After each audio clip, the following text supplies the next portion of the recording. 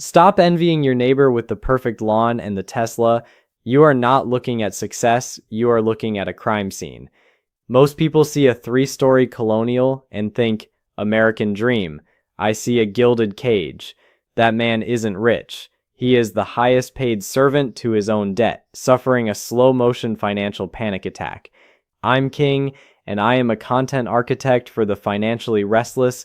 Today, I am going to show you the difference between looking rich and being free, because in 2026, they are mutually exclusive. I'm going to reveal the 1.8% code, the mathematical truth that the banking system prays you never figure out. We are going to peel back the curtain on why earning $200,000 a year might actually be making you poorer.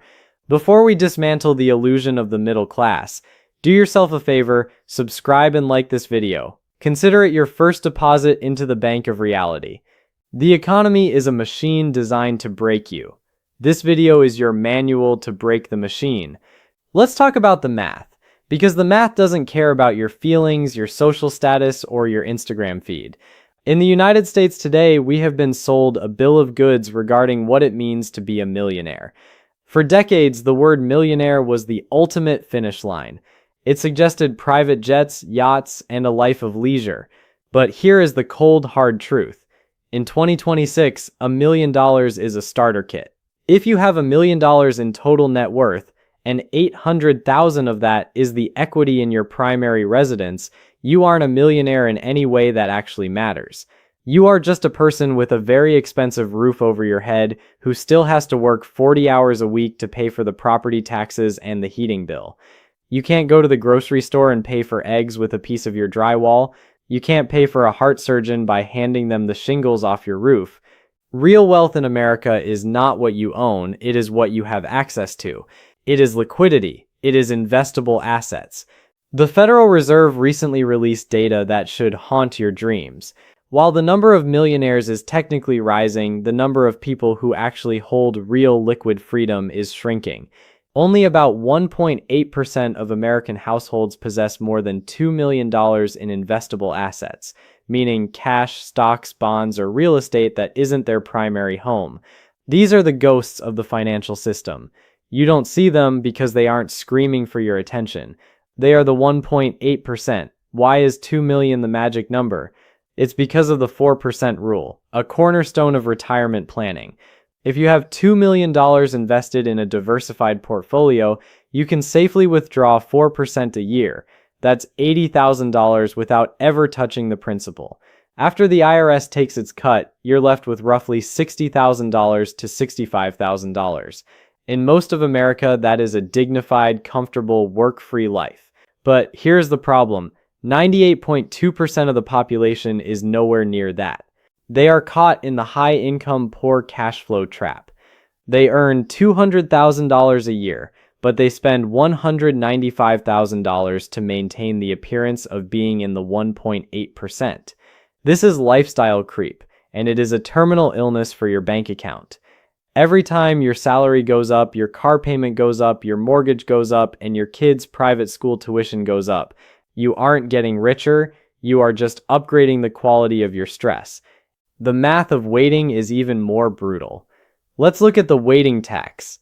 If you are 20 years old and you invest just $500 a month into an S&P 500 index fund, by the time you are 65, assuming a standard 7% return, you'll have about $1.9 million. You barely broke a sweat, you just stayed consistent. But if you wait until you're 40 to start and you realize you're behind, you have to find $3,000 every single month just to end up in the same place. You have to work 6 times harder because you let 20 years of compound interest slip through your fingers. Most Americans spend their 20s buying memories they can't afford, their 30s buying houses they can't maintain, and their 40s in a state of quiet desperation trying to figure out how they will ever stop working. The 1.8% code isn't about being a genius, it's about understanding that time is a more valuable currency than the US dollar. When you understand that, you stop spending money to impress people you don't like and start buying back your own time. To understand why this is so important, I want to tell you the story of 2 men I know. We'll call them Rick and David. Rick is a guy I met at a high-end networking event in Greenwich, Connecticut. Rick is the guy you think you want to be. He's 52 years old, he's a senior vice president at a major tech firm, and he drives a Porsche 911 Turbo that cost him $210,000. He lives in a 6,000 square foot McMansion with a pool and a home theater. Rick is, by all traditional metrics, a massive success.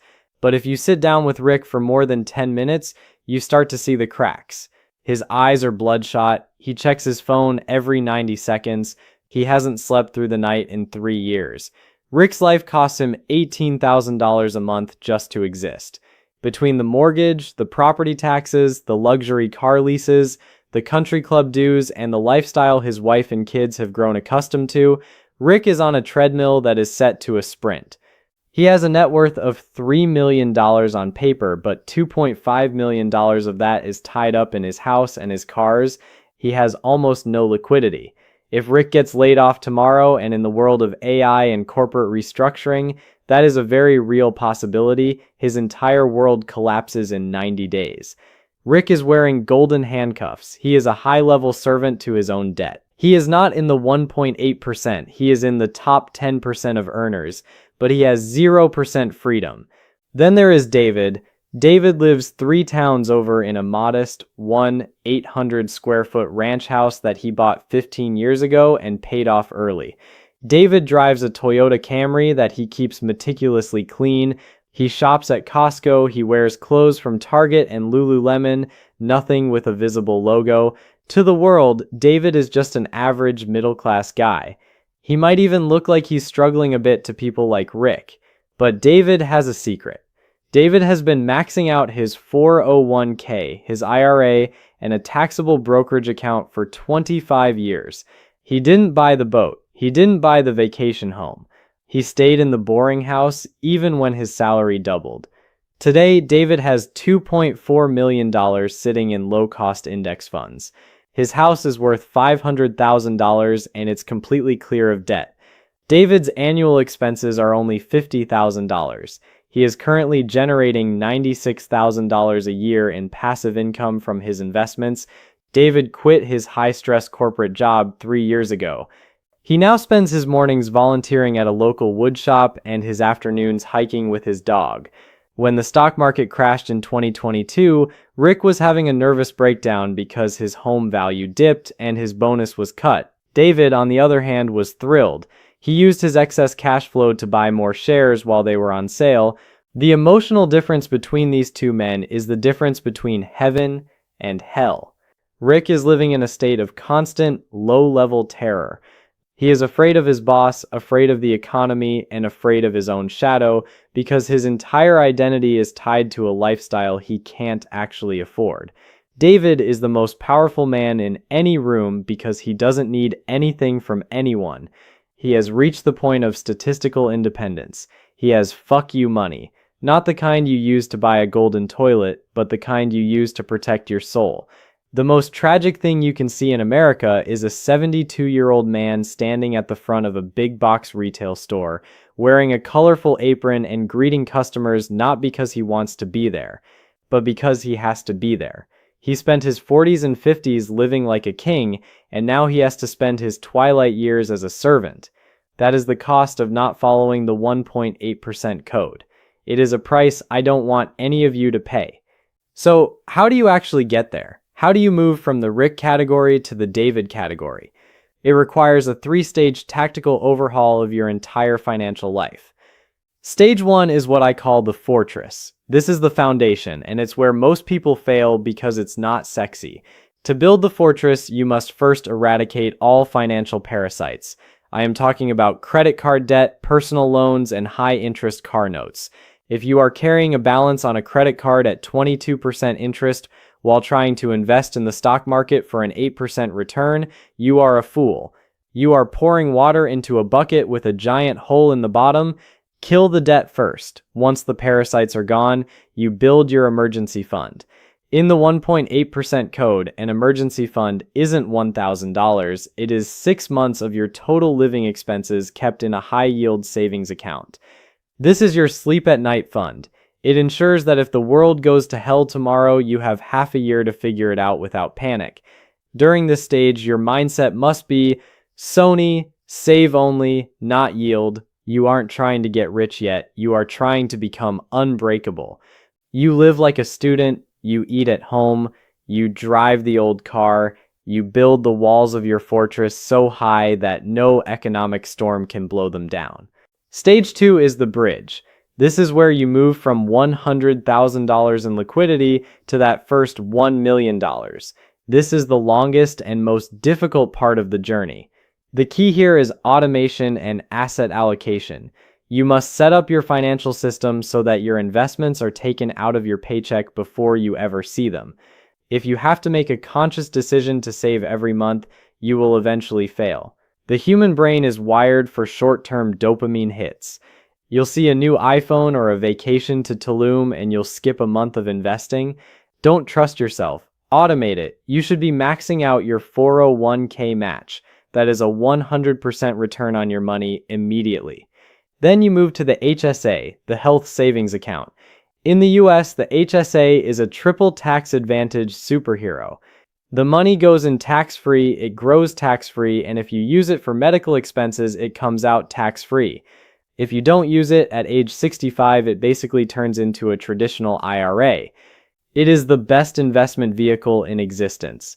After that, you pour everything else into low-cost, broad market index funds like VTI or VOO. Don't try to pick individual stocks. You aren't smarter than the algorithms at Goldman Sachs. Just buy the entire US economy and let the most productive companies in the world do the work for you.